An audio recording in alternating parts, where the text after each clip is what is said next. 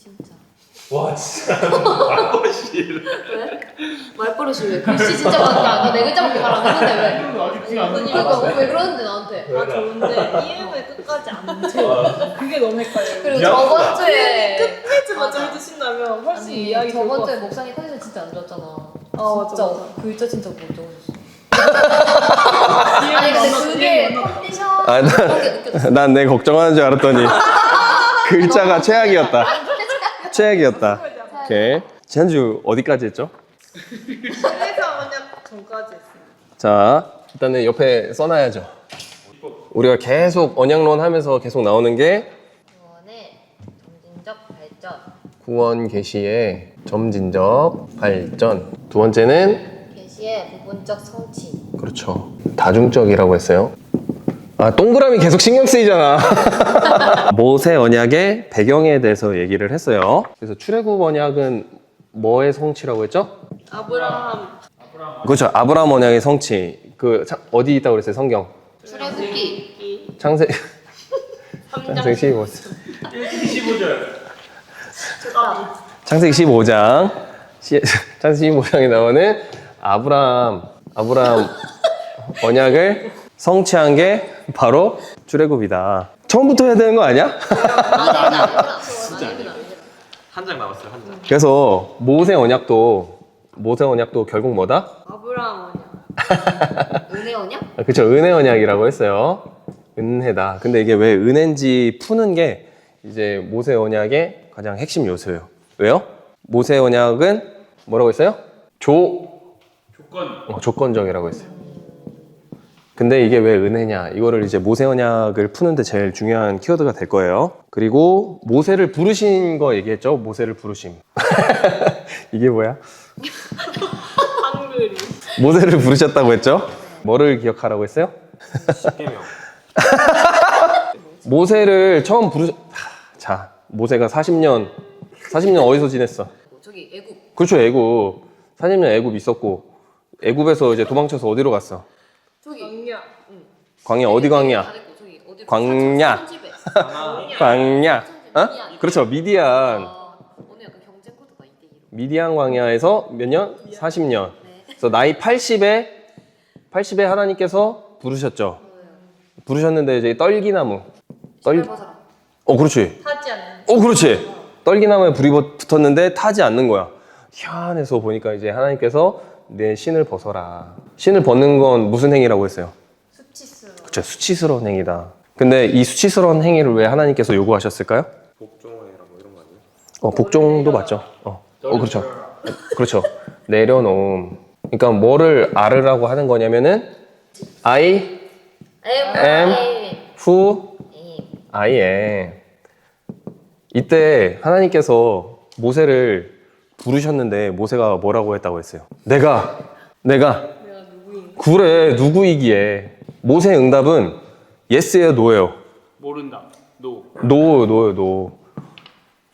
이제 내 백성을 이제 출애굽 시키겠다, 애굽에서 탈출시키겠다라고 하나님께서 하시면서 모세를 부르시는데 제가 누구기에 하나님 제가 할 수 있을까요? 저 못할 것 같은데요? 하니까 하나님 뭐라고 하시는 거예요? I am who I am. 난 나다.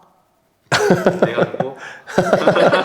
그러니까 자, 하나님의 구원 사역을 하나님께서 이루시려고 작정하셨어. 작정해서 이루시는 분이 누구예요? 하나님. 내가 한다니까? I am who I am. 나라니까 나. 전능한 하나님, 자존한 하나님, 불변하는 하나님, 너의 이성을 초월하는 초이성의 하나님. I am who I am. 내가 누군지를 알아라. 그러니까 구원 사역을 하나님께서 원하시는 사역을 할 때 내가 누구인지 중요하다, 중요하지 않다? 중요하지 않다. 뭐가 중요해요? 하나님이 누구신지가 중요하다라고 지난주에 얘기를 했어요. 생각이 납니까? 네. 자, 기억이 새록새록 나죠? 자, 그래서 모세를 부르신 거 얘기했고, 그래서 출애굽에 성공을 했죠? 출애굽에 성공을 해서 어디서 언약을 맺었다고 그랬어요? 19장에서 24장. 그 모세 언약은 크게 두 가지가 있다고 그랬어요. 뭐죠? 신의 사람. 그리고 나다. 하나. 10개명? 진짜 뭐 그냥 아는 단어 막 다 나오네. 아 종주권? 신의 선의 언약과 아 모아? 모압 언약이 나와요. 뭐 앞인가요 저거? 아, 네. 모압이요. 모압 광야에서 이제 맺었다고 했어요. 신의 선의 언약과 모압 언약의 차이점 뭐라고 했죠? 안 알려주신 것 같은데. 신의 산 언약과 모압 언약의 차이를 아주 간단하게 얘기를 했어요. 구약 신약? 아 진짜 적어놨는데 너 모르잖아. 자, 신의 산 언약은 누구와 맺었어요? 네? 하나님. 누구와 맺었어요? 신의 산 언약은 누구와 맺었어요? 모세랑. 광야 1세대. 아. 많이 빠진 거였어요? 이거 물어보고 모압 언약은 누구와 맺었어요? 광야 2세대. 맞아요. 2세대. 약속의 땅 가나안으로 가죠. 가나안. 네. 가나안 땅. 가나안 땅이 쉬운 질문부터 할게요. 가나안 정복 전쟁을 누가 했어요? 여호수아. 여호수아가 있죠. 여호수아를 통해서 가나안 땅 정복이 성취가 돼요. 이것도 이제 그 아브라함 언약이죠. 아브라함이 언약이 성취가 되는 거예요. 자, 출애굽을 했어. 출애굽을 했죠. 이스라엘 백성들이 출애굽을 했는데 약속의 땅으로 간다고 약속을 받았단 말이에요. 그죠? 그런데 막상 어디로 갔어요? 광야. 그렇죠. 광야로 갔죠. 광야를 갔는데 광야에서 금방 약속의 땅 가나안으로 갈 줄 알았는데 몇 년을 배회해요? 40년. 40년을 배회해요. 이스라엘 백성들이 이제 불평하고 하나님의 약속을 어기고 언약을 지키지 못하고 신의 산 언약이 막 빠그러지고 그러니까 40년을 배회한단 말이에요. 그 40년 동안 광야 1세대는 죽어요. 다 죽어. 1세대는 가나안 땅으로 못 들어가요. 딱 2명 빼고. 힌트. 딱 2명만 들어가요. 여호수아랑 맞아. 그렇지. 여호수아랑. 갈렙. 그렇지. 이 2명만 이 약속의 땅 가나안으로 들어가고 여호수아가 모세의 다음 리더가 되어서 광야 2세대를 이끌고 가나안 땅 정복 전쟁에 승리를 하는 거예요. 그래서 신의 산 언약은 광야 1세대에게 준 언약이에요. 내가 너희의 하나님이 될 거다. 너희 나의 뭐가 된다고 했어요? 소유가 될 것이다. 소유가 되는데 소유가 되는 것은 2가지 개념이 있다고 그랬죠? 뭐라고 했어요? 거룩한 백성 그리고 하나님의 임재. 대사장. 그렇죠. 제사장 나라가 될 거야. 이게 이제 하나님 완전한 소유가 된다는 건데 거룩한 백성은 뭐라고 했어요? 하나님 사랑. 제사장 나라는 뭐라고 했어요? 이웃 사랑. 이제 좀 됐나? 진짜 구도가 기억이 나요. 지난주에 다 했던 거 다시 또 하는 거예요, 지금. 거룩한 백성이 되고 근데 뭐가 먼저라고 했어요? 하나님 사랑. 하나님 사랑이 먼저라고 했어요. 본격적으로 오늘 강의를 들어가 보도록 하겠습니다. 신의 산 언약을 통해서 뭐를 줘요? 10계명. 오, 그렇지. 여기서 이제 10계명을 주시는 거예요. 10계명 핵심 내용도 뭐야, 결국에는? 하나님 사랑. 이웃사랑. 그렇지. 그래서 이 10계명을 주시는데 이것에 동의하느냐라고 물어봐요. 동의해? 그래서 백성들이 네, 준행하겠습니다. 이때 신의 산 언약이 체결되는 거예요. 체결. 그래서 하나님께서 선물로 주시는 게 뭐라고 했어요? 이 2가지는 선물이에요. 선물. 그렇죠. 선물로 주시는 게 율법이에요. 율법. 그 두 번째는 뭐를 주신다고 그랬어요? 하나님의 임재. 그냥 하나님의. 자, 그래서 율법이 뭐예요? 일단은 기본적으로 10계명. 10계명이 있고 그 다음에 이제 의식법. 이제 광야 생활을 하고 이제 하나님 뜻에 맞게 하나님 백성답게 살아가야 하는데 의식법이 필요했어요. 뭐 음식법이라든지 제사법이라든지 그리고 성막을 짓는 방법 그리고 옮기는 방법 그 밖에 뭐 등등등 뭐 이런 이제 의식법 이제 하나님의 백성답게 살아가는 거. 그래서 율법의 핵심은 뭐냐면 하나님의 이제 백성이 됐잖아. 하나님의 소유가 됐어. 그러면 하나님 어떻게 하면 하나님의 백성다운 삶인가? 지금까지는 애굽에서 400년 동안 이제 거의 노예로 살았기 때문에 그 정체성을 세탁을 해야 되죠. 그래서 하나님의 백성다운 삶은 어떤 삶인가 하나님께서 너무나 자세하게 알려주시는 거예요. 그래서 하나님의 율법이 아브라함, 이 족장시대죠. 족장시대에서 이제 공동체로 넘어오면서 차이가 있어요. 아브라함은 개인에게 주신 언약이죠. 개인에게 주신 언약에서 조건이 있었어요, 없었어요? 없었어요. 개인에게 주신 언약에서는 무조건적이었어요. 그런데 이것이 공동체로 확장이 되면서 언약의 성격이 조건적으로 바뀌어요. 그래서 이 부분에 대해서 우리가 잘 주목해야 되는데 왜 조건적으로 바뀔까요? 개인에게 주신 무조건적인 언약이 공동체로 확장이 되면서 조건적으로 바뀌어요. 그럼 그 이유가 공동체에게 주시는 거기 때문이에요. 이 개인에게 주시는 것은 하나님께서 개인에게 무조건적인 은혜로 언약을 베푸시고 그 믿음을 부여하시고 인도하시는데 이제는 그것이 공동체의 확장이 돼요. 그렇기 때문에 규율이 필요하고 교육이 필요하고 세대 전승이 돼야 될 거 아니에요. 그죠? 이런 것들이 지켜지려면 반드시 사회 법이 필요한 거예요. 그죠? 제가 아내랑 둘이서만 평생 산다고 했을 때 우리 둘 사이에 법이 그렇게 필요하지 않겠죠.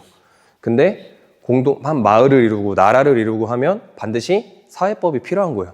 그렇기 때문에 율법을 주시는 거다. 너희는 그냥 이제 개인적인 그것이 아니라 하나님 나라의 백성이다.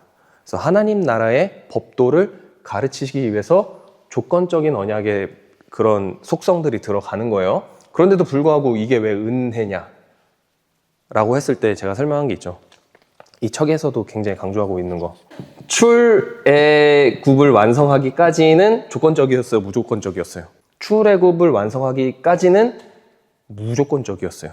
너희가 내 말을 잘 지키면 너희가 말씀대로 행하면 출애굽하게 해줄 게가 아니었잖아. 이 모세가 제가 누구이기에 전 할 수 없습니다. 모세가 믿음이 있었다고 했어요? 없었다고 했어요? 모세는 정체성을 잃어버린 사람이었어요. 애굽에서 40년, 미디안에서 40년.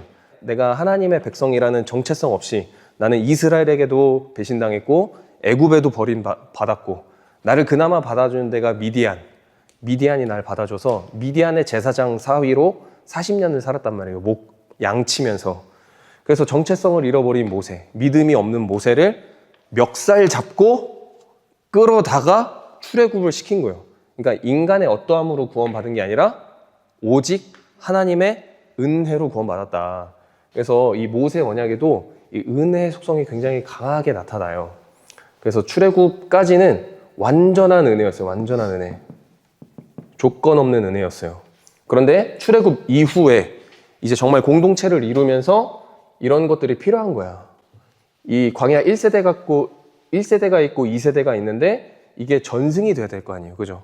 하나님께서 신의 언약 맺으신 이런 규율과 역사적인 사건들, 하나님께서 우리를 어떻게 구원하셨는지, 그래서 이제 출애굽하면서 유월절 같은 것도 이제 제정하고, 뭐 초막절, 장막절, 이런 것들, 법들을 제정하는데 이런 것들이 정말 의미를 퇴색시키지 말고 그대로 잘 이어져야 될 거 아니에요. 이제 출애굽할 때 남자만 60만 명이라 했단 말이에요. 장정만 60만 명이에요. 그러면은 여자들이랑 어린애들까지 하면은 뭐 한 150만 명, 굉장히 거대한 민족을 이루기 때문에 어떻게 보면은 한 나라, 이제 다음에 이제 다윗 언약으로 가면 나라를 이루죠. 이제 하나님 나라의 개념까지 확장이 될 건데, 그러면은 이런 게 당연히 있어야죠. 이런 하나님의 법도를 당연히 지켜야죠. 근데 이거를 그냥 가능하면 지켜 라고 하면 사람들이 잘 지킬까요? 이 조건에는 반드시 책임이 붙는 거예요. 책임. 못 지키면 그에 대한 책임을 져야 되는 거예요.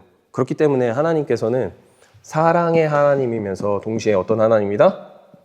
그렇죠. 공의의 하나님인 거예요. 누군가 잘못을 했고 그러면 그거에 대한 응당한 처벌을 받아야 되는 거예요. 그래서 하나님께서는 또한 공동체 전체에게 알게끔 하시는 거예요. 하나님의 나라는 이런 나라야. 그리고 하나님의 법을 지키는 것이 하나님의 나라야. 하나님의 나라의 법을 지키지 않으면 이 언약이 깨지는 거야. 그것을 하나님께서는 알게 하신 거예요. 그래서 율법의 순기능이 뭐냐면은 나의 죄를 깨닫게 해주시는 거예요. 율법의 순기능. 어떻게 보면은 좀 불평할 수도 있겠죠. 율법 지킬 게 너무 많잖아요. 완전 10계명도 다 우리는 못 지키면서 살아가는데, 그런데도 불구하고 우리에게 율법을 주시는 이유는 이 율법으로 말미암아 나는 죄인이구나. 나는 나의 의로서는 도저히 구원받을 수 없는 존재구나 라는 것을 율법을 보면서 나의 비참함을 깨닫는 거예요. 나의 죄악된 본성을 깨닫는 거. 그래서 율법은 우리의 거울이다 라는 얘기를 해요. 거울이다. 율법이 없으면 내가 죄인이라는 사실을 도무지 알지 못한다. 도무지 알지 못한다. 난 내가 의인인 줄 알았다. 왜요? 선악과 열매 먹었으니까. 난 내 기준에서 나는 선이었던 거야. 그쵸? 그래서 우리에게 율법은 뭐냐? 그래서 선물이라고 하는 거예요. 선물. 하나님 정말 너무 감사합니다. 율법을 주셔서 제가 죄인임을 깨달았습니다. 하나님 감사합니다. 율법을 주셔서 우리 사회가 그래도 하나님 뜻대로 돌아가려고 노력하고 있네요. 우리 사회가 점점 더 나은 사회로 변화되고 있습니다. 하나님 너무너무 감사합니다. 율법은 감사한 마음으로 받아야 되는 거예요. 그 다음에 이제 중요한 개념이 또 나와요. 중요한 개념은 하나님의 임재. 이건 이제 성경을 이제 좀 봐야 돼요. 출애굽기 19장을 봅시다. 출애굽기 19장 12절을 한번 읽어볼게요. 12절 말씀 시작. 너는 백성을 위하여 주의 경계를 정하고 이르기를 너희는 삼가 산에 오르거나 그 경계를 침범하지 말지니 산을 침범하는 자는 반드시 죽임을 당할 것이라. 시내산 언약 얘기를 하는 부분이에요. 하나님께서 모세에게 이제 말씀하시는데 백성을 위해서 주위에 경계를 정하고 이제 경계석을 박아야 돼요. 그리고 거기를 아무도 침범하지 말게 해라. 침범하면 어떡하겠다? 죽여버리겠다. 이렇게 하시는 이유가 뭘까요? 시내산은 이제 하나님의 산, 이제 또 다른 이름은 호렙산이에요. 하나님의 산 호렙으로 부르시는데 모세만 와라. 너만 와라. 왜냐하면 모세는 하나님께서 거룩하게 구별한 하나님이 선택하신 일종의 선지자 역할을 감당하는 사람이기 때문에 너는 와도 돼. 근데 다른 백성들은 오면 죽어. 왜냐면 다른 백성들은 지금 어떤 상태냐면 거룩하지 못한 상태이기 때문에. 거룩하지 못한 상태에서, 이거는 법칙이에요. 거룩하지 못한 상태에서 거룩하신 하나님을 만나면 반드시 죽습니다. 거룩과 죄는 섞일 수 없기 때문에. 지금 시내산 언약을 체결하기 전이기 때문에 너희 백성들 내 앞에 나오면 죽는다라고 얘기를 하시는 거예요. 그런데 이 시내산 언약이 언제 체결이 되면 24장에 체결이 됩니다. 24장 볼까요? 24장 보면은 거기 제목 뭐라고 돼 있어요? 시내산에서 언약을 세우다. 언약이 체결되는 장면이에요. 여기도 보면은 2절에 너 모세만 여호와께 가까이 나오고 그들은 가까이 나오지 말며 백성은 너와 함께 올라오지 말지니라 라고 얘기를 하고 있어요. 그런데 언약이 체결이 되고 9절에 모세와 아론과 나답과 아비후와 이스라엘 장로 70인이 올라가서 이스라엘의 하나님을 뭐요? 보는 거예요. 시내산 언약을 체결한 다음부터 하나님이 어떻게 하시는 거예요? 백성들이 내 앞에 나오는 것을 허락하시는 거예요. 그리고 허락하실 뿐만이 아니라 어떻게 되냐면은 11절 하나님이 이스라엘 자손들의 존귀한 자들에게 손을 대지 아니하셨고 그들은 하나님을 뵙고 먹고 마셨더라. 그러니까 이게 어떻게 발전이 됩니까? 시내산 언약을 체결하기 전에는 너희들 나오면 어떻게 돼? 죽어. 거룩과 이제 죄악된 상태가 섞일 수 없기 때문에 감히 하나님 존전에 나아가지 못하는, 우리는 그렇게 죄악된 존재이기 때문에 거룩한 하나님 앞에 서면 우리는 그냥 사라져야 하는 존재인 거예요. 빛이 어둠을 물리치는 것처럼. 그런데 하나님 앞에 나아가는 게 가능하게 되었어요. 가능하게 된 이유가 뭘까요? 그렇죠. 언약이 체결됐기 때문에. 언약이 체결됐다는 건 뭐예요? 너희가 비록 여전히 죄악 가운데 있지만 너희가 나의 백성, 나의 소유, 그리고 거룩한 백성, 제사장, 나라, 이것을 너희가 뭐 했어요? 아멘하고 동의하고 믿은 거예요. 믿음으로 말미암아 이들은 하나님을 뵐 수가 있는 거예요. 그러니까 어떤 사람들은 그런 얘기를 해요. 구약에서 구원받는 방법은 율법을 잘 지켜야 구원을 받는다. 구약에서 구원받을 수 있는 방법은 율법을 잘 지키는 것밖에 방법이 없다라고 얘기하는 사람이 있어요. 맞아요, 틀려요? 맞지 않나요? 맞아요, 틀려요? 자, 구약에서 구원을 받기 위해서 율법을 잘 지켜야 된다. 제사를 잘 드리면 된다. 이게 구약의 사람들을 구원시켰어요? 절대 못 시키는 거예요. 절대. 절대 안 돼요. 구약의 어떤 인물들도 아담도 그렇고 아브람도 그렇고 뭐 이삭, 요셉 뭐 다 합쳐서 율법이나 제사를 온전히 잘 순종하여서 구원받은 인물이 아무도 없어요. 그럼 아담부터 신약 전까지 모든 구약의 인물들은 다 지옥 갔을까요? 구원 받았어요? 구원 못 받았어요? 받긴 했을 건데. 받았어요. 어떻게 그런 구원 받았어요? 어떻게 구원 받았어요? 그게 이걸로 구원 못 받았는데 어떻게 구원 받았냐고요? 그 신약 그것이 다 전 인물한테 미쳤다고 했지 않나요? 그걸 뭐라고 했어요? 영원한 뭐라고 했어요? 약속, 은혜. 영원한 현재성이다. 그러면은 지옥에 갔다가 너. 지옥 안 갔어. 그냥 안 갔어. 신학에서 해서 자, 일단은 이 개념을 설명하기 전에 이거는 더 딥한 개념이고 카이로스, 카이로스 크로노스 얘기했었죠. 자, 자, 일단 이거는 되게 딥한 개념이에요. 이거 설명하기 전에 어떻게 구원받았냐? 이 구약의 모든 인물도 믿음으로 구원받은 거예요. 믿음으로 구원받은 거예요. 자, 아브라함이 어떻게 의롭다 칭함을 받았어요? 믿음으로. 그래요, 믿음으로. 아브라함의 믿음을 보시고 의롭다고 해주신 거예요. 그래서 아브라함의 믿음은 뭐라고 했어요? 처음부터 끝까지 하나님이 만들어주신 믿음이에요. 트레이닝된 믿음이에요. 하나님이 믿음을 부여해 주셨어요. 부여. 선물해 주셨단 말이에요. 선물. 그 믿음으로 구원받은 거예요. 그러니까 아브라함은 누구를 믿었냐면 정확히 말하면 삼위 하나님을 믿었어요. 그죠? 아브라함이 믿은 하나님은 성부 하나님이에요? 아브라함은 성부 하나님만 믿었어요? 아브라함이 믿은 하나님은 성부, 성자, 성령 하나님이에요. 성부, 성자, 성령 삼위 하나님께서 언제부터 계셨어요? 태초부터 계셨어요. 태초부터. 그래서 예수님께서 말씀하시기를 다윗이 나를 봤다. 다윗이 나를 주라 말했다. 그걸 어떻게 알 수 있어요? 다윗이 시편에 고백했거든. 그래서 다윗도 믿음으로 아직 예수 그리스도께서 오시지 않았지만 예수 그리스도께서 언젠간 오실 예수 그리스도 메시아를 믿음으로 바라보는 믿음으로 구원받는 거예요.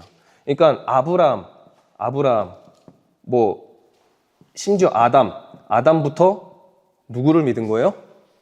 누구를 믿었어요? 삼위 하나님을 믿었는데 예수님의 존재를 알았을까 몰랐을까? 몰랐어요. 예수님의 존재를 알았지. 어떻게 알아요? 어떻게 알아요? 하나님이 알려주셨어요. 태초에. 뜬구름 잡으면 안 돼. 뜬구름 잡지 말고 정확한 성경적인 근거 있어요. 이번 주 내가 설교했잖아. 창세기 3장 15절에 뭐가 나와? 여자의 우선. 여자의 후손이 나오죠.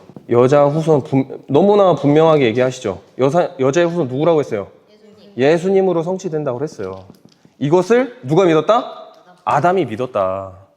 아담이 믿었고 노아가 믿었고 아브라함이 믿었고 그 다음에 모세가 믿는 거예요. 그래서 구약의 모든 인물들이 예수 그리스도를 믿음으로 구원을 받았다고요.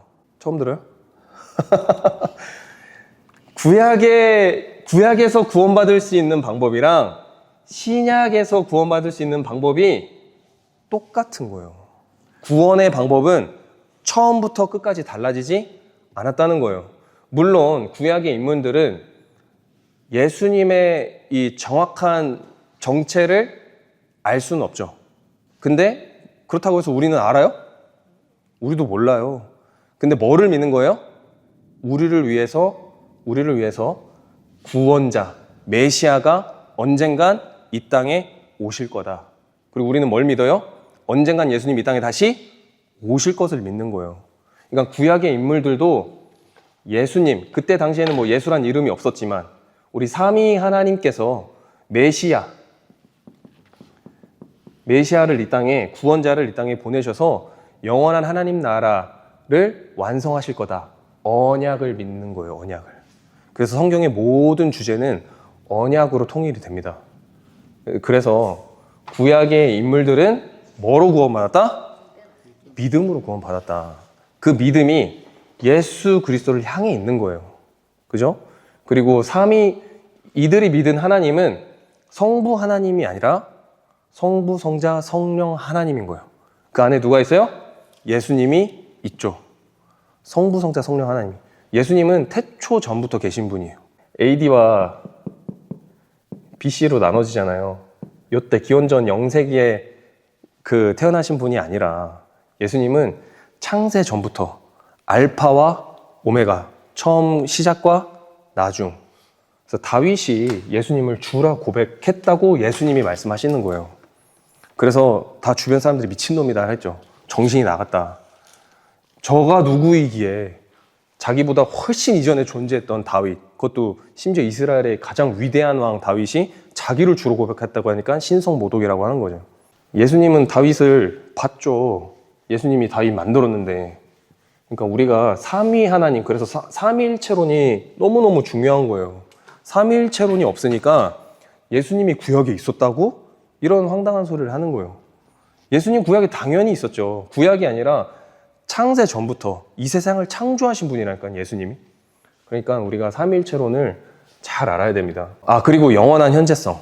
예수님이 십자가로 구원을 완성하셨죠.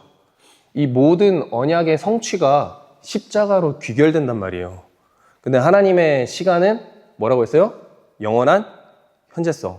예수님께서 대속하신 이 십자가의 대속 사건은 예수님 안에 있는 모든 신자들의 죄를 사하시는데 과거와 현재와 미래 모든 죄를 포함하는 거예요. 그래서 이 예수 그리스도께서 십자가로 대속하신 이 대속의 은혜가 예수님 33살에 이제 돌아가셨으니까 AD 33 이후로 태어난 사람들에게만 적용되는 거예요? 아니에요. 모든 전 인류에게 해당이 되는 거예요. 과거나 현재나 미래 영원히. 그래서 하나님은 언제나 현재라고요. 언제나 현재. 하나님은 과거도 없으시고 미래도 없으시다. 우리의 시간은 이렇게 흘러가죠. 0살 때부터 저는 이제 37이요. 우리의 시간은 이렇게 흘러가요. 이렇게 흘러가요. 근데 하나님의 시간은 여기에 있는 거예요. 하나님은 과거를 현재처럼 보시는 분이고 미래를 현재처럼 보시는 분이에요. 하나님에게는 과거와 미래가 없으신 거예요. 그래서 십자가의 은혜가 이렇게 적용이 된다. 이해하셨죠? 네. 뭐를 설명하다가 여기로 갔냐면 하나님의 임재. 그래서 백성들이 시내산 언약을 체결함으로 인하여서 하나님 앞에 나아갈 수 있게 됐어요. 그죠? 이 언약의 체결은 우리가 비록 죄인이지만 하나님의 언약, 계시의 말씀을 믿음으로 거기에 아멘하고 순종함으로 인하여서 우리는 하나님의 거룩한 백성이요 제사장 나라가 되는 거예요. 그게 하나님의 소유라고 했죠. 그렇게 하나님의 소유가 됐기 때문에 하나님 앞에 나아갈 수 있는 거예요. 이것이 바로 이제 최초의 하나님의 임재하심을 느낄 수 있는, 하나님과 함께 하심을 직접적으로 느낄 수 있는 게 됐어요. 근데 여기서 더 발전해요. 계시가 발전된다고 했죠. 하나님의 임재가 어떻게 발전될까요? 25장 8절을 한번 보세요. 8절 읽어보자. 시작. 내가 그들 중에 거할 성소를 그들이 나를 위하여 짓되. 뭐를 명령하십니까? 성소를 지어라. 이게 여기 별표 치세요. 별표. 엄청난 은혜인 거예요. 처음에는 하나님 앞에 갈 수 있어요? 없어요? 없어요. 처음에 모세가 떨기나무에 부름 받았을 때도 너의 신을 벗어라. 그리고 가까이 나오지 마라. 네가 죽을까 함이노라. 모세도 가까이 가지 못했어요. 감히 하나님의 존전을 뵙는 거, 하나님의 얼굴을 뵙는 거 할 수 없어요. 지금도 사실은 할 수 없어요. 하나님의 얼굴을 우리는 마주할 수 없어요.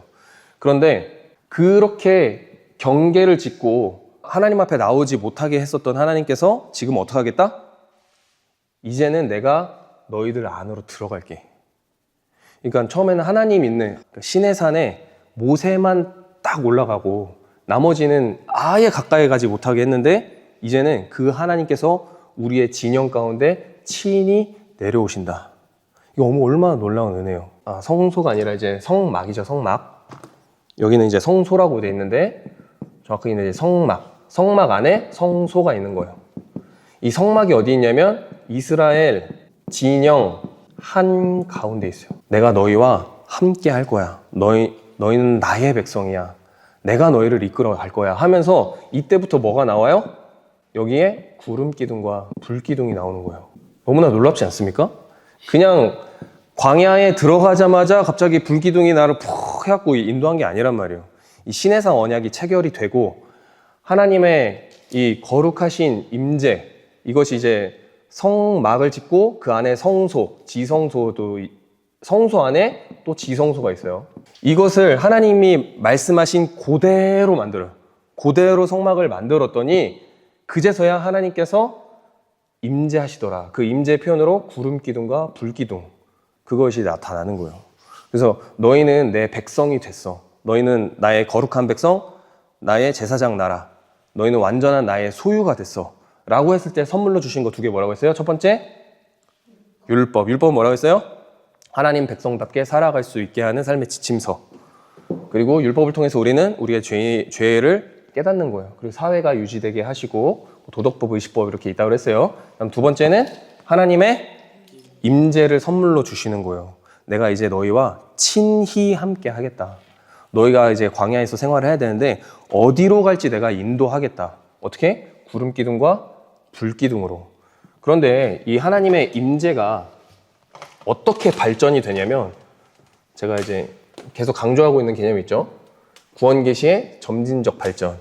이제 여기서 시내산에서 신비롭게 계시는 하나님 앞에 모세만 갈 수 있었어요. 그죠? 근데 이게 어떻게 발전해요?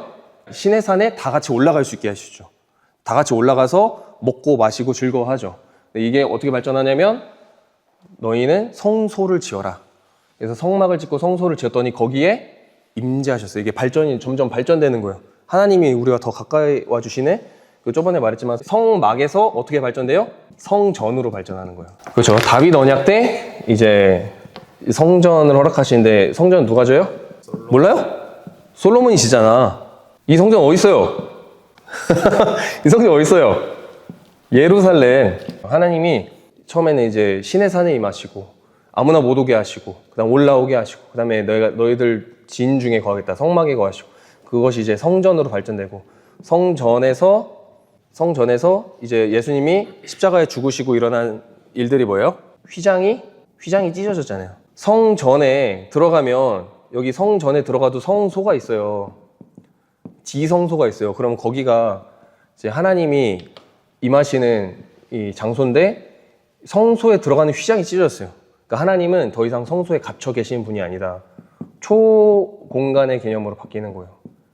이게 하나님의 임재가. 그래서 지금은 하나님 어디 임재하세요? 그렇죠. 우리 마음 가운데, 우리 안에.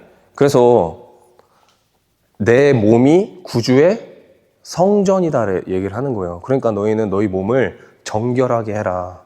너희 몸이 구주의 성전이다. 그래서 우리 마음의 지성소에 성령 하나님께서 임재하신다. 그래서 교회는 건물이 아니다라고 하는 거예요. 이런 공간적인 개념에 하나님 가두지 말라고 하는 거예요. 그래서 성령 하나님 뭐 오시옵소서, 성령님 이곳에 앉아주세요, 뭐 그런 찬양 있잖아요. 이곳에 오소서, 이곳에 앉으소서. 이런 찬양이 성경적으로 맞다 아니다? 성경적으로 틀렸다고 하는 거예요. 이 언약론에 대해서 전혀 이해하지 못하는 거예요. 그래서 성령 하나님은 이미 우리 안에 계시고 영원히 떠나지 않으신다고 약속하셨어요. 그러면은 성령 하나님 임재해달라고 하는 거는 내 안에 성령 하나님이 있다는 거예요? 없다는 거예요? 없다는 거잖아. 근데 성령 하나님 우리 안에 없으면 우리 예배 못 드려요. 찬양도 불가능해. 그러니까 모순이 되는 거죠. 모순. 그래서 성령의 임재가 이렇게 발전이 된다. 구원 계시의 점진적 발전이다. 알아봤고요. 이제 거의 다 끝났어. 자, 그래서 이제 하나님의 임재까지 했어요. 임재. 이제 여기까지는 시내산 언약한 거예요. 자, 여기까지 시내산 언약한 거고, 이제 모압 언약. 모압 언약에 이제 구도가 있어요. 구도. 모압 언약은 신명기예요. 신명기. 정확히 말해서 신명기 이제 29장부터 이제 34장까지가 그 모압 언약을 얘기해요. 그러면 이제 시내산 언약은 뭐예요? 시내산 언약은 이제 체결된 게 19장에서 24장인데 시내산 언약은 범위가 출애굽기부터 신명기 28장까지인 거예요. 범위가. 신해산 언약이. 이해했죠? 네. 그래서 이거는 체결됐을 때고 이 범위가 이거예요. 근데 모압 언약은 신명기 29장부터 34장까지예요. 여기서 조금 중요한 거를 몇 개 좀 짚어보면 일단은 조건적이라고 했죠. 신해산 언약은 조건적이에요. 하나님의 말씀을 지켜야 돼. 지키지 못하면은 뭐를 받아요? 저주를 받아요. 저주라는 말은 율법을 지키지 못한 것에 대한 책임을 져야 되는 거예요. 그죠? 그래야 뭐가 돼요? 교육이 될 거 아니야. 처벌하지 않으면 교육이 됩니까?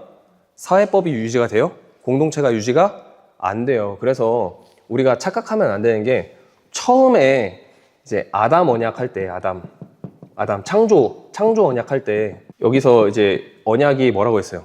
조건적이라고 했어요? 무조건적이라고 했어요? 창조 언약은 조건적 언약이라고 했어요. 조건적. 네가 선악과 열매를 먹지 않으면 뭐가 약속돼요? 영생이 약속돼요. 먹으면 반드시 죽어. 조건적이라고 했어요. 그래서 이걸 뭐라고 했어요? 조건적인 언약. 행위 언약이라고 했어요. 행위 언약. 아이 그렇게 말씀하시지. 행언약. 그 행위 언약이 체결될 수 있는 이유가 뭘까요? 이 이후로는 다 은혜 언약이라고 했어요. 행위 언약일 수 있는 이유. 이때는 아담이 행위로 구원받을 수 있어요. 왜?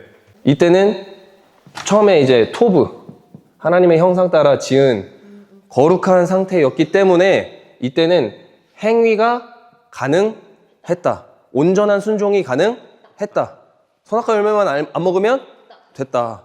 사실 굉장히 간단한 거였어요. 그래서 이때는 행위 언약이 가능했어요. 행위로 구원받을 수 있어요. 영생을 얻을 수 있었단 말이에요. 그런데 그렇지 못했죠. 그럼에도 불구하고 하나님은 이 행위 언약을 뭘로 바꿔주셨다? 은혜 언약으로 바꿔주셨다. 그걸 알 수 있는 구절이 어디예요? 창세기 3장 15절. 그래서 원복음이 너무나 중요한 거다라고 했어요. 그래서 이거를 이제 앞으로 계속 이끌어 가시는 거, 언약을. 근데 우리가 착각하면 안 되는 게 이 신해산 언약부터 뭐가 나와요? 조건이 나오죠. 그리고 이 조건이 모압 언약 때 더 강화돼요. 더 강화돼요, 조건이. 엄청난 그 축복과 저주의 말씀이 신명기에 나오죠. 순종하면 축복, 불순종하면 저주. 이 엄청난 이 신명기의 핵심이 그거예요. 순종하면 복, 불순종하면 저주. 그게 신명기의 핵심이란 말이에요. 신해산 언약 때 주신 이 조건적인 이 율법이 모압 언약 때 더 강조가 돼요. 왜요? 광야 2세대에게 하는 말이잖아요. 이 광야 2세대는 홍해 건너는 거 경험했어요? 애굽 생활 경험했어요? 못했어요. 광야 2세대는 광야에서 태어났단 말이에요. 하나님의 구원 역사를 체감하지 못했어요. 그렇기 때문에 더 강화시킬 필요가 있어요. 너희는 하나님 백성이야. 하나님 백성답게 살아야 돼. 이거 하면 안 되고 저거 하면 안 되고 순종하면 반드시 복을 받고 너희 나가도 복을 받고 들어가도 복을 받고 떡반죽 그릇도 복을 받고 근데 불순종하면 나가도 저주를 받고 들어가도 저주를 받고 떡반죽 그릇도 저주를 받아. 그리고 심지어 이게 나오는 게 이제 신명기 한번 봐보세요. 신명기 28장 펴봐. 폈어? 오 빠른데. 신명기 28장이 엄청 길어요. 자 보세요. 신명기 28장이 몇 절까지 있냐면 68절까지 있는데 순종하여 받는 복은 몇 절부터 몇 절까지? 1절부터 19절까지. 불순종하여 받는 저주가 몇 절부터 몇 절까지? 20절부터 68절까지. 불순종하여 얻는 저주가 압도적으로 많아요. 압도적으로. 그래서 우리의 인간적인 특성을 너무나 잘 알고 계시는 거죠. 그죠? 우리는 순종할 가능성보다 불순종할 가능성이 너무나 커요. 그리고 광야 2세대는 아무것도 몰라. 심지어 광야 1세대도 그렇게 홍해를 경험하고 출애굽을 경험하고 10가지 재앙 경험했는데 순종했어요? 못했어요? 못했단 말이에요. 그럼 더 강하게 가야지. 근데 우리가 여기서 착각하면 안 되는 게 이 아담 언약도 조건적이라고 했고 신해산 언약, 모압 언약도 조건적이라고 했어요. 근데 아담 언약에서 조건적인 것이 가능한 이유는 뭐라고 했어요? 이때는 아, 내가 그걸 얘기 안 했구나. 자유의지가 있었어요. 아 제가 말하려고 했던 진짜. 그런 거 우리 진짜 수업 저도요. 이때는 아담은 자유의지가 있었어. 자유의지가 있었어. 기뻐. 그런데 아담의 타락 이후로 자유의지 있다 없다? 없다. 인간이 타락하고 나서는 이제 로마서 3장에 나오죠. 하나님을 찾는 자도 없고 하나님을 그 말씀을 지키는 자도 없고 그리고 의인은 없나니 하나도 없더라. 하나도 없더라. 그러니까 어떤 인간도 하나님을 찾을 수 있는 자유가 없어요. 인간은 그냥 죄에 갇혀 있는 존재인 거예요. 아무런 이 죄에서 빠져나올 수 있는 하나님을 선택할 수 있는 자유가 없어요. 그런데 예수님께서 우리를 구원하셨죠. 구원하신 다음부터는 우리의 자유의지가 있을까요? 없을까요?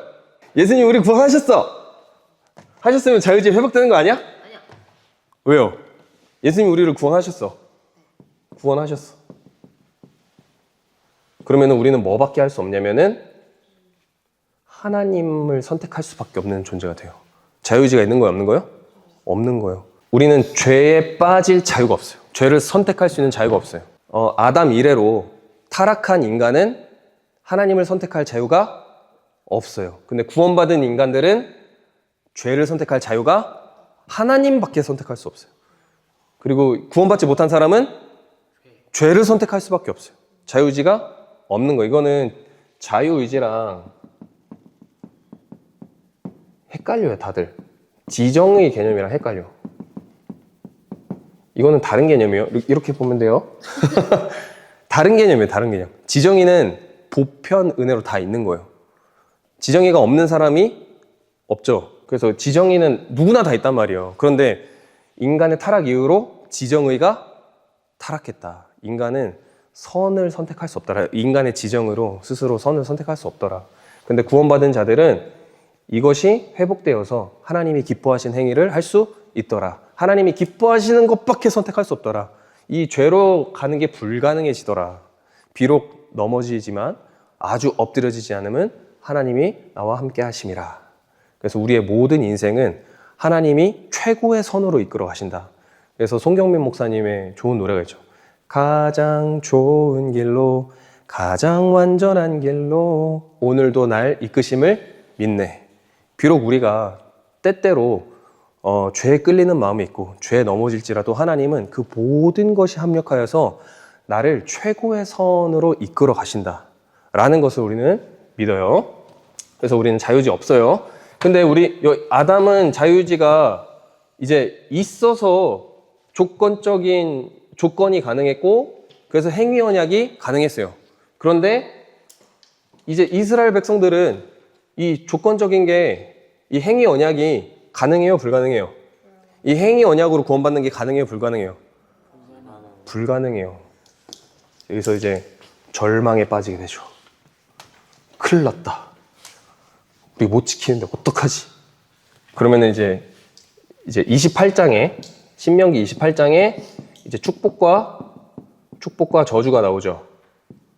그리고 이것에 동의하면 모압 언약이 체결이 되는 거예요. 그죠? 근데 28장 내용 보니까 어때요? 절망스러워. 온통 저주예요, 온통 저주. 근데 많은 사람들이 신명기 28장 보면서 어디까지만 읽어요? 그 14절까지만 읽는 거야. 맞죠? 14절? 19절이네요. 19절까지만 읽는 거야. 20절부터는 아멘이 안 나와. 근데 여러분, 다 아멘 해야 돼요. 다 아멘 해야 돼요. 하나님께 순종하지 않으면, 내가 하나님께 속하지 않으면 우리는 저주받아 마땅한 존재다라는 것을 우리는 인정하고 아멘 해야 돼요. 그래서 제가 설교 때 되게 강조하는 것 중에 하나가 내가 죄인이라는 것을 인정하지 않으면, 고백하지 않으면 우리는 도저히 구원받을 수 있는 방법이 없다라는 거예요. 그래서 지난주에 제가 얘기했죠. 이렇게 조건적인데 이게 왜 은혜의 언약이냐? 왜 이게 은혜예요? 자, 한번 생각해 봅시다. 이게 왜 은혜일까요? 너무 두렵잖아. 막 나가도 저주를 받고 들어와도 저주를 받고 저주. 이 저주에서 극복할 수 있는, 우리는 이 저주를 빠져나올 수 있는 방법이 없는 걸. 왜요? 우리는 자유의지를 잃어버렸기 때문에. 근데 이게 왜 은혜일까? 왜 우리는 모든 것이 은혜라고 할까요? 문진년 발전. 자, 아까도 말했어요. 아까도 말했지만, 자, 첫 번째는 하나님은 우리가 순종하지 못할 것을 알고 계실까요? 모르고 계실까요? 알고 계세요. 알고 계세요. 그러면은 말씀을 읽어봅시다. 모압 언약이 28장으로 끝나지 않아요.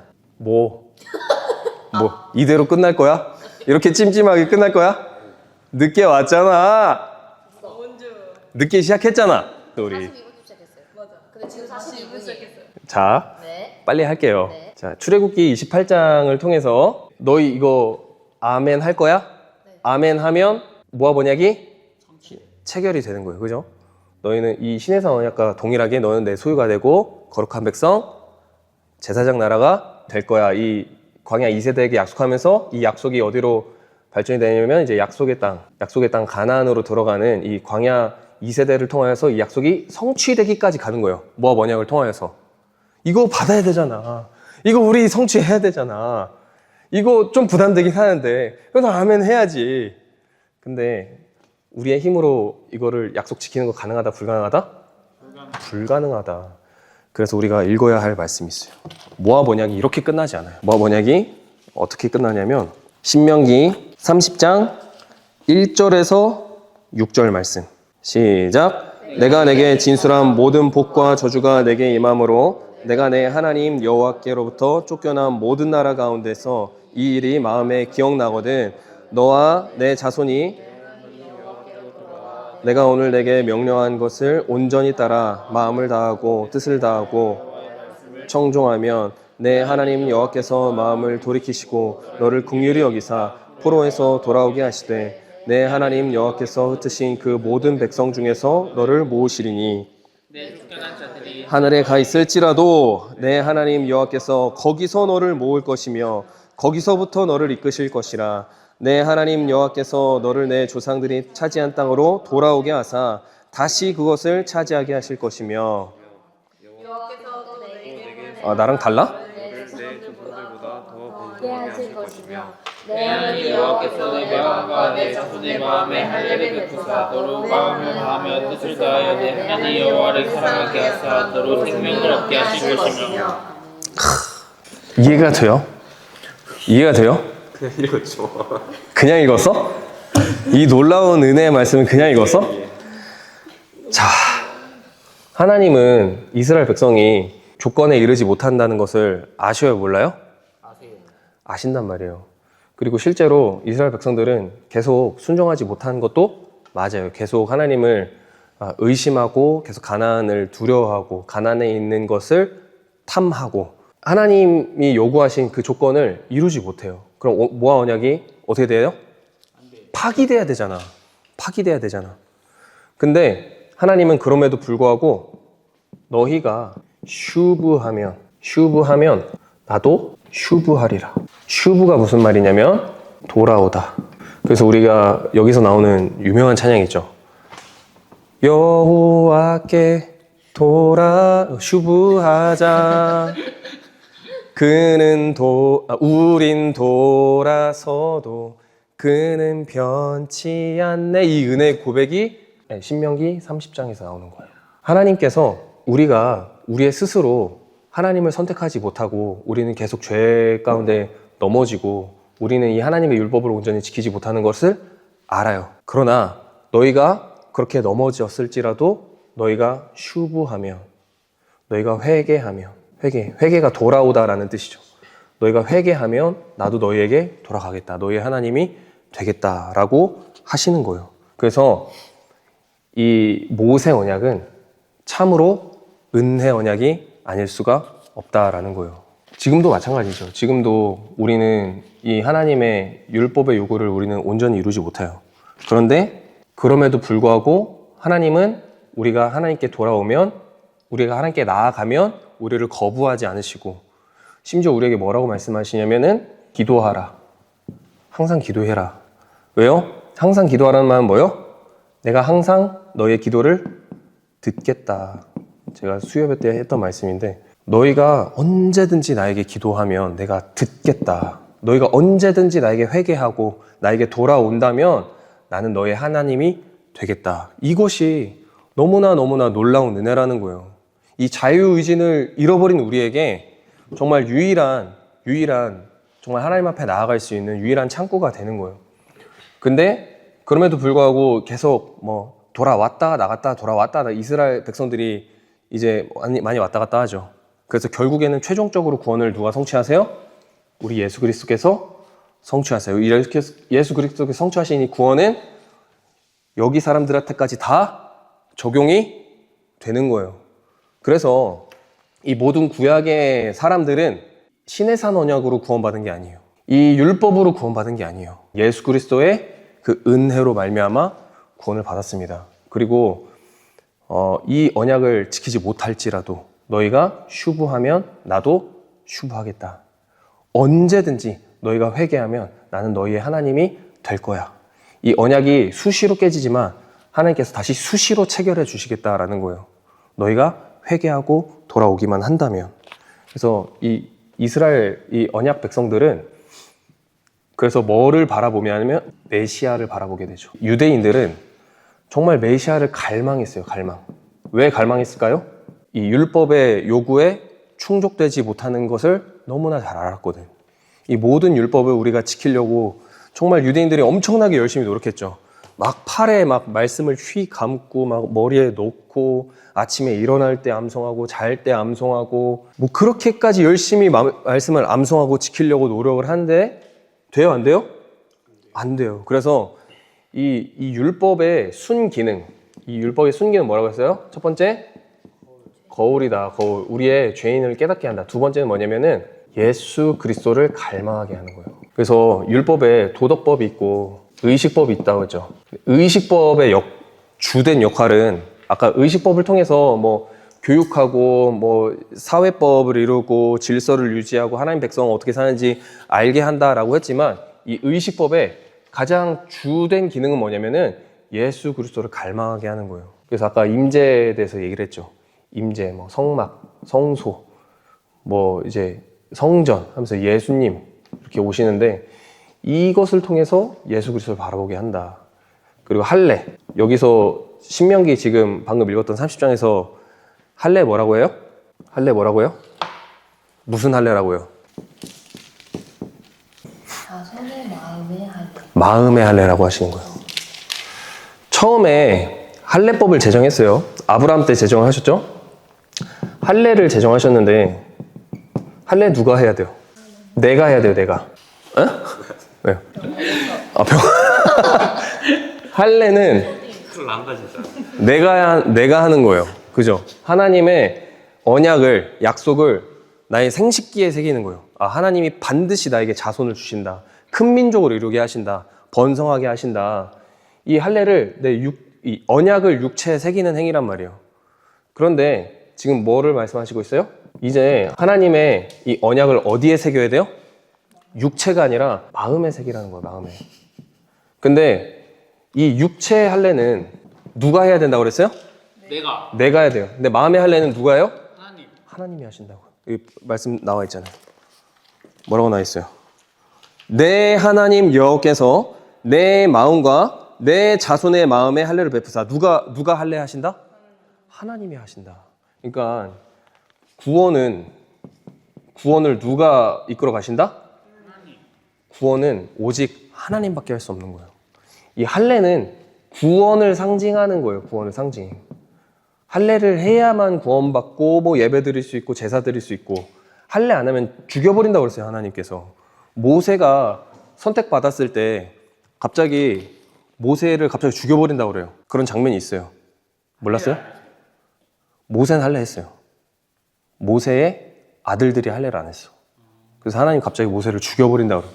그러니까 모세의 아내가 급하게 이제 할례를 행하고 모세에게 고백하기를 당신 나의 피남편이다. 그래서 이 할례에 대한 중요성을 하나님께서 말씀하신단 말이에요. 여자도 할례를 아니요. 아니 모세의 아내가 아들들을 할례를 시킨다고요. 그러니까 모세가 얼마나 정체성을 잃어버리고 산 거야. 자기 유대인인데 하나님 백성인데 자기 아들들을 할례를 안 시킨 거예요. 정체성이 없었던 거예요. 그래서 하나님께서 다시금 정체성을 깨닫게 하시고 그 다음 출애굽 사건을 이루신단 말이에요. 그러니까 이제는 더 이상 너희는 이때 뭐 육체 할례를 계속 지켜 행하긴 했지만 육체 할례보다 뭐가 더 중요하다? 마음의 할례다. 육체 할례는 너희가 직접 스스로 행해야 했지만 이것으로 구원받을 수 있다 없다? 이것으로 구원 못 받으니 이제는 내가 마음의 할례를 행할 것이다. 이거는 누가 한다? 내가 한다, 내가. 그래서 구원 계시의 점진적 발전이다. 점점 언약이 발전되는 게 느껴져요? 이해가 됩니까? 하나님의 이 주신 이 언약이 사실 이 처음에 주신 할례도 은혜였단 말이에요. 그죠? 왜 너무 길어져? 아직 끝났어. 점점 리액션이 없어져. 점점 리액션이 없어져. 이 둘이 리액션이 제일 좋았는데. 아, 까먹었잖아. 아무튼 그래서 처음에 이 할례를 베풀어 주심도 은혜였단 말이에요. 그런데 이거보다 더한 은혜를 주시는 거예요. 그래서 구원 계시가 어떻게 된다? 계속해서 발전하게 된다. 그럼 그 다음 언약 뭐예요? 다윗 언약. 다윗 언약이 얼마나 더 발전될까? 와 진짜 얼마나 더 은혜가 있을까? 벌써 적었는데요, 얘는? 그리고 너희가 슈브하면 나도 슈브하겠다. 이 언약이 어떻게 성취가 되냐면은 나중에 이제 새 언약에 이제 이스라엘의 이제 멸망 시기, 바벨론 뭐 포로 시기 이때 예레미야 선지자 여기 나오는 이제 많은 선지자들이 이것을 인용하는 거예요. 이 신명기의 말씀을 인용해서 너희 여호와께 돌아와라. 신명기 모압 언약 때 이 언약을 기억해라. 너희 지금 비록 죄 가운데 있지만 너희가 슈브하면 하나님도 뭐 해주신다? 슈브해 주신다 하면서 이 새 언약으로 이어가는 겁니다. 자, 질문. 교수님 근데 이거 네. 언제까지 해요? 아니. 그게 질문이야? 질문 없으면 마치도록 하겠습니다. 감사합니다. 감사합니다. 뭐 이렇게 많이 썼어?